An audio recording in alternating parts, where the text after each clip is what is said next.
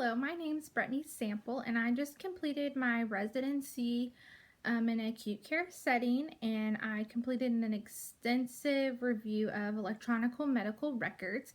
And so today I'm putting together some brief synopsis of different trends and components of documentation that I discovered during my SWOT analysis to just shed some light on documentation practices currently in the field and different things that you can think about to start your documentation experiences off right. So, I think it's important to know as new clinicians that your documentation has a ripple effect.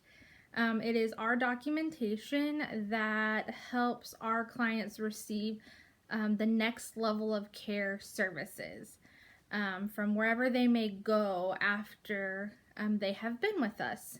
In addition to the fact that not only do we have facilities and agencies looking at our documentation that are evaluating if they will accept the patient for the next level of care, we also have insurance companies seeing how they're going to pay for services, if they are going to allow more time to be added to the plan of care, and all of those different variables. And so our documentation is what those companies and facilities and organizations utilize to make those decisions. And so I've heard a lot of clinicians that I've worked with that are under some impression that no one reads or cares about their documentation, and that just isn't true.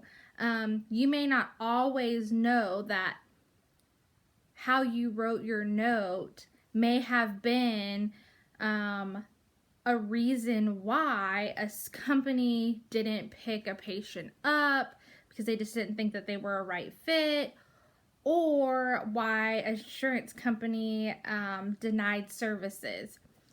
We may not always get that information because usually those decisions are multifactorial, but we want to do the best we can to ensure that our patients receive the services that they need. So it's really important to learn these good documentation practices right from the get-go. And so these videos are going to help provide an introduction to documentation. Now, most of my experience has been in the acute care setting. I did a level 2 in acute care. I did my residency in acute care, and then I did my other level 2 in an intensive rehabilitation facility, so an IRF.